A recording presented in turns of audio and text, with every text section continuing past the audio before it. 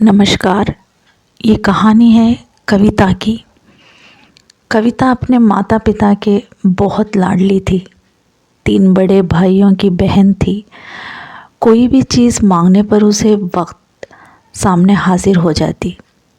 पूरे घर में रौब था उसका। पूरा परिवार और नौकरों पर राजकुमारी की तरह हुक्म चलाती थी कविता। स्कूल में पूरी रौब था उसका। बड़े घर की लड़की जो थी वो, ऐसे ही उसने कॉलेज में दाखिला लिया।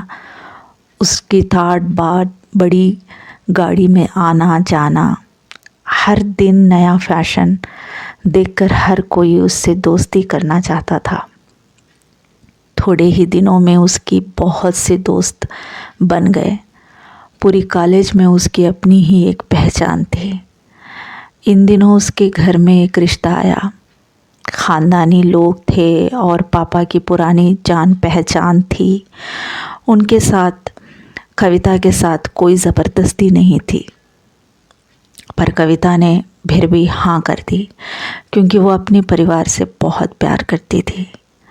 वो जानती थी कि वो लोग उसकी अच्छी ही सोचेंगे। लड़के का नाम राज था। राज काफ़ी पढ़ा लिखा और समझदार लड़का था। ससुराल वाले भी बहुत अच्छे थे। ससुराल में कविता की जगह वैसी ही थी जैसी कि मायके में। कोई भी कार्य कविता की सलाह के बिना नहीं होता था। सबकी लाडली बहू बन गई थी। फिर उसने घर एक बेटे का जन्म हुआ। राहुल कविता को जान से प्यारा था। पोता पाकर ससुराल वाले तो फूले नहीं समाते थे। कविता कभी कभी सोचती थी कि उसकी किस्मत कितनी अच्छी है। उसका हर अपना उसे कितना प्यार करता है। चाहे जीवन में कैसा भी समय आए, मेरे अपने हमेशा मेरे साथ है। मैं कभी अकेली नहीं हो सकती। कितनी खुशकिस्मत हूँ मैं। पर शायद कविता की खुशियों को उसी की अपनी ही नज़र लग गई थी। एक दिन वो मायके जाने की ज़िद कर बैठी। राज को बहुत काम था, लेकिन वो फिर भी उसे ले गया। रास्ते में उनकी गाड़ी अन्य गाड़ी से टकरा गई। कविता, राज और राहुल बहुत बुरी तरीके से ज़ख्मी हो गए। काफ़ी दिनों के इलाज के बाद राज और राहुल तो ठीक हो गए, लेकिन कविता पूरी तरह ठीक ना हो सकी। सर पर चोट लगने के कारण वह अपनी आँखों की रोशनी खो बैठी। अब कविता की किस्मत जैसे उल्टे पांव चलने लगी। मायके वाले कुछ दिनों तक उसे मिलने आते रहे, फिर कभी कभार फ़ोन ही करके पूछ लेते कि अब कैसी हो। धीरे धीरे ये सिलसिला भी कम हो गया। ससुराल वालों की सहानुभूति भी कम होने लगी। घर में किसी को पास बैठने के लिए कहती तो जवाब मिलता, बहुत काम है, अब तुम भी हाथ नहीं बांट सकती। राज भी चिड़चिड़ा हो गया था। बस राहुल ही था उसके साथ, जिसके साथ हंसते खेलते उसका वक्त गुजरता। एक दिन कविता के हाथ से कुछ सामान गिर गया, जिसकी वजह से राहुल को हल्की सी चोट लग गई। कविता के सास ससुर ने राहुल को उससे अलग कर दिया कि वो उसके ना देखने की वजह से बच्चे का कोई नुकसान ना हो जाए। कविता अंदर से ही टूट चुकी थी।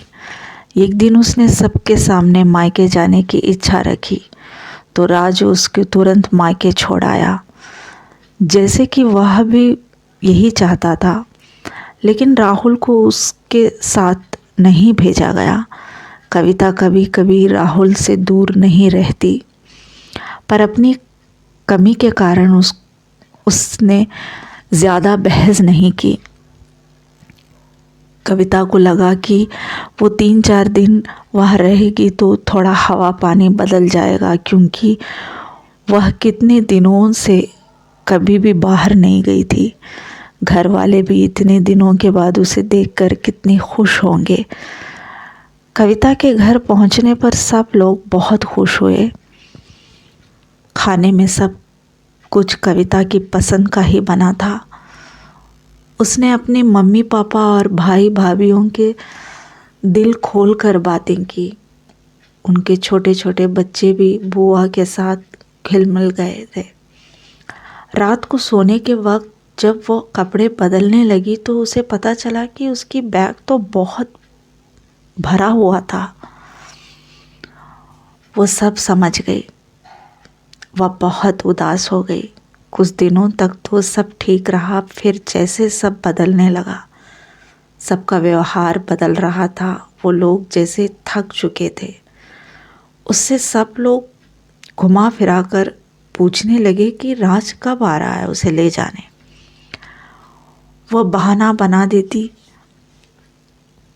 जबकि वह जानती थी कि उस घर में अब उसके लिए कोई जगह नहीं है। कविता से चलते वक्त कुछ न कुछ नुकसान हो जाता। थोड़ा बहुत टोका टोकी उसकी सुनाई देती, वो टाल देती। एक दिन उसके हाथ से लगकर एक कीमती फूलदान टूट गया। छोटी भाभी ने बहुत हंगामा मचाया। कविता के माता पिता रोज रोज के झमेलों से तंग आ गए थे। उन्होंने राज को खुद से फ़ोन कर दिया। राज कविता को अपने घर ले गया। कविता को अपने परिवार वालों से ये उम्मीद न थी। जिस कविता के कहे बिना घर में एक पत्ता भी नहीं हिलता था, उस घर के लिए वो अब बोझ बन चुकी थी। राज के साथ ससुराल आते वक्त वो बहुत खुश थी, क्योंकि वो अपने घर जा रही थी, अपनी जगह, अपने जिगर के टुकड़े राहुल के पास। परंतु ये खुशी भी कुछ पल की ही थी। सारा बंदोबस्त के पहले ही किया हुआ था। कविता को सीधे ऊपर वाले कमरे में पहुंचा दिया गया। राहुल से दूर रहने की सख्त चेतावनी दी गई। एक काम वाली लता को उसने जिम्मेदारी सौंप की गई, जो उसके खाने पहनने के जैसे ज़रूरतों का ध्यान रखती। कविता ज़्यादातर चुप ही रहती। कभी कभी काम वाली लता से थोड़ा विधिया लेती। उसके ज़रिए राहुल का पता चल जाता। सबकी लाडली बेटी और बहू सबके लिए लाडली से बोझ बन चुकी थी। धन्यवाद।